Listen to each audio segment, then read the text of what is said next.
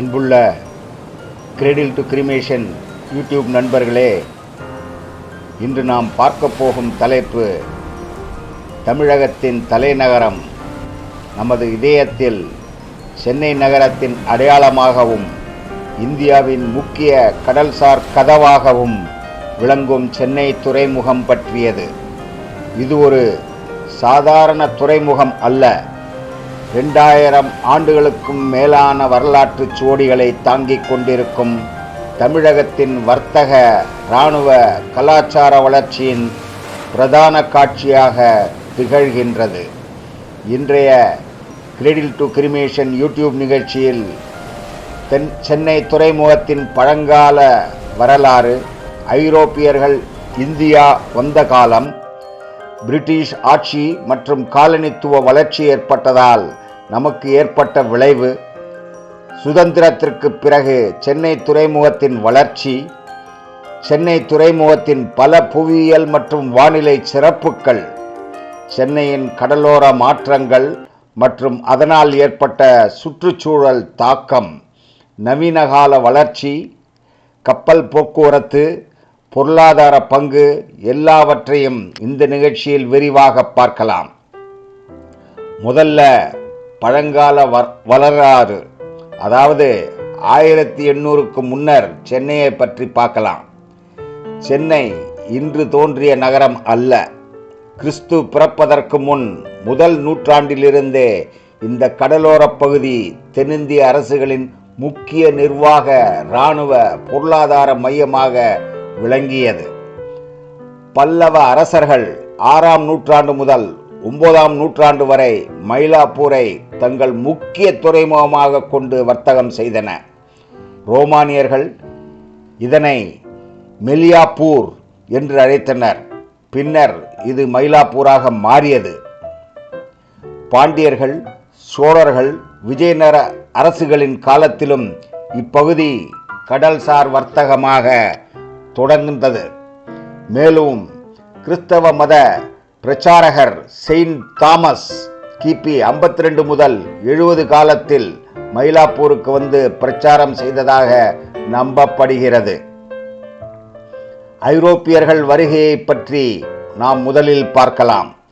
இப்பொழுது இருக்கின்ற சென்னை அந்த காலத்தில் 1522 போர்த்துகீசியர்கள் செயின்ட் தாமஸ் துறைமுகத்தையும் தேவாலயத்தையும் கட்டினர். பின்னர் 1613 டச்சுக்காரர்கள் புலிக்கட்டில் குடியேற்றம் செய்தனர். 1639 ஆங்கிலேயர் சென்னையை வந்தடைந்தனர். முதலில் ஈஸ்ட் இந்தியா கம்பெனி விஜயநகர மன்னர் பெட்ட வெங்கடராயலுவிடமிருந்து 5 சதுர கிலோமீட்டர் நிலத்தை வாங்கியது. பின்னர் தமர்லா வெங்கடாத்ரி நாயக்கரின் அனுமதியுடன் கிடங்கு, வணிக கட்டிடங்களை ஆங்கிலேயர்கள் கட்டினார்கள். பின்னர் தான் 1640 போர்ட் செயின்ட் ஜார்ஜ் கோட்டையை ஆங்கிலேயர்கள் அமைத்தனர்.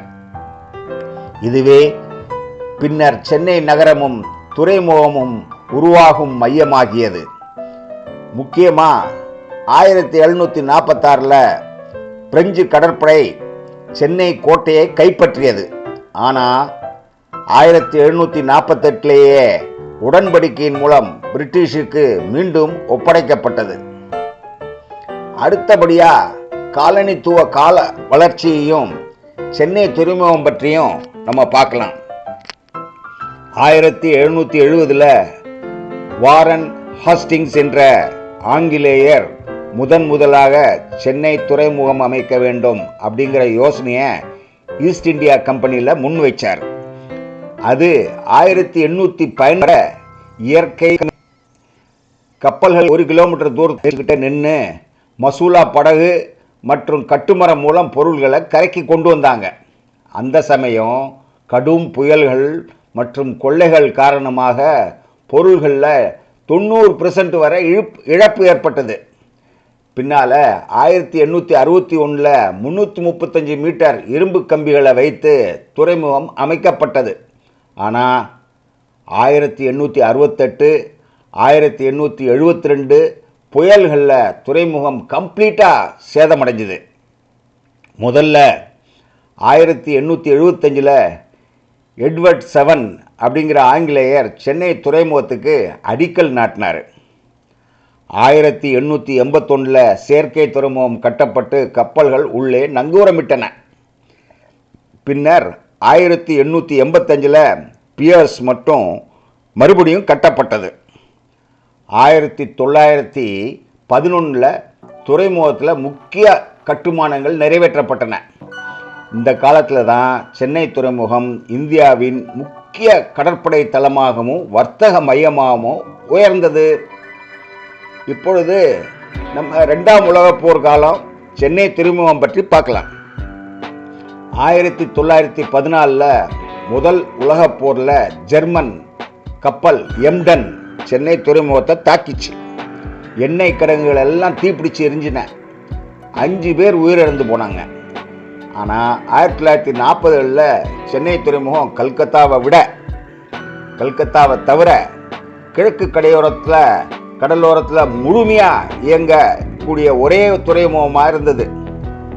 முதல்ல 1916 துறைமுக அலுவலகம் கட்டப்பட்டது. சர் பிரான்சிஸ் ஸ்பிரிங் அப்படிங்கிற ஆங்கிலேயர் துறைமுகத்தின் அறிவியல் திட்டமிடலுக்கான அடித்தளத்தை அமைச்சார். நம்ம நாடு சுதந்திரத்துக்கு பிறகு துறைமுக வளர்ச்சியை பற்றி நம்ம பார்த்தோம்னா முதல்ல 1959 தான் பயணிகள் நிலையம் தொடங்கப்பட்டது. பின்னர் 1961 ஜவஹர் டாக் முதல்ல திறக்கப்பட்டது. 1972 பாரதி துறைமுகம், அதாவது பாரதி டாக் அப்படிங்கிறது உருவாக்கப்பட்டது. பின்னர் 1974 இரும்பு தாது ஏற்றுமதி தளம் கட்டப்பட்டது. 1983 இந்தியாவில் முதல் கண்டெய்னர் டெர்மினல் சென்னை துறைமுகத்தில் தான் தொடங்கப்பட்டது. அதுக்கப்புறம் பார்த்தீங்கன்னா 2000 கார் ஏற்றுமதி சென்னை துறைமுகத்திலேருந்து தொடங்கப்பட்டது. மிக முக்கியமாக 2004ஆம் ஆண்டு சுனாமி மறுபடி சென்னை கடற்கரையை மற்றும் கரையோரத்தை கம்ப்ளீட்டாக மாற்றிருச்சு. சென்னை கடற்கரை புவியியல், வானிலை, சூழ்நிலை அமைப்புகளை பற்றி பார்த்தோம்னா சென்னை கடற்கரை கொரமாண்டல் கடற்கரை பகுதியாகும். புயல்கள், சூறாவளிகள் அதிகமாக ஏற்படக்கூடிய இடம். மெரினா பீச் உருவாகியதற்கு சென்னை துறைமுகம் தான் காரணம். துறைமுக கட்டுமானம் 1850 முதல் மெரினாவில் மணலை கொண்டு வந்து சேர்த்து உலகிலேயே 2வது பெரிய கடற்கரையாக மெரினா பீச்சை மாற்றிச்சு. அடிக்கடி சென்னை துறைமுகத்தின் வடக்கு கடற்கரை கடுமையாக சிதைந்து போனது. 1876 இன்று வரை 1000 மீட்டர் வரை கடல் கரை மூழ்கி போனது. சென்னை துறைமுகத்தில் வர்த்தக வளர்ச்சி மற்றும் போக்குவரத்து பற்றி இப்போ பார்க்கலாம். 1881 0.5 மில்லியன் டன் பொருட்கள் மட்டுமே கையாளப்பட்டன. 2001 41 மில்லியன் டன்கள் கையாளப்பட்டது.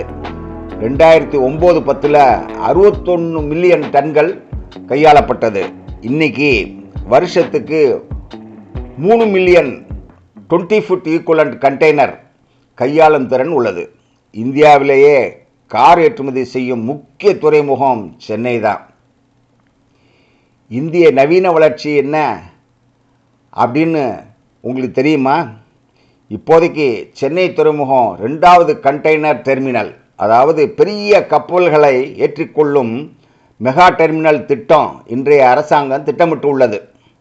இரும்பு தாது, நிலக்கரி, எண்ணெய், கார்கள், உணவுப் பொருட்கள் என பல்வேறு சரக்குகள் சென்னை துறைமுகத்திலேருந்து பல நாட்டுக்கு அனுப்பிச்சிக்கிட்டு இருக்காங்க.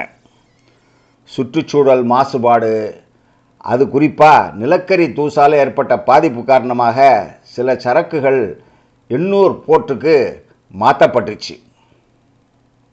அன்புள்ள நண்பர்களே, சென்னை துறைமுகம் ஒரு சாதாரண வர்த்தக மையம் மட்டுமல்ல, பல்லவ காலத்திலிருந்து நவீன இந்தியா வர வளர்ச்சியின் சாட்சியாகவும், போர்களின் தாக்குதலை சந்தித்தும், சுனாமி புயல்களை எதிர்கொண்டும் இந்தியாவின் பொருளாதார வளர்ச்சியில் மிகப்பெரிய பங்காற்றி வரும் உயிரோட்டமிக்க துறைமுகமாக விளங்குது. இன்று இது ஆசியாவிலேயே மிக முக்கியமான கண்டெய்னர் ஹப்புகளில் ஒன்றா இருக்குது. அதனால தான் சென்னை துறைமுகத்தின் வரலாறு என்பது ஒரு நகரத்தின் மட்டும் கதை அல்ல, தமிழ்நாட்டின் வரலாறும் இந்தியாவின் கடல்சார் பாரம்பரியமும் சேர்ந்த பெரும் காவியம். அன்புள்ள நண்பர்களே, கிரெடில் டு கிரிமேஷன் யூடியூப் சேனலை லைக் செய்யுங்க, பகிருங்க, சப்ஸ்கிரைப் செய்யுங்க. இதை மறக்காதீங்க. மேலும் உங்கள் கருத்துக்களை கீழே உள்ள கமெண்ட் பாக்ஸில் தெரிவிங்க.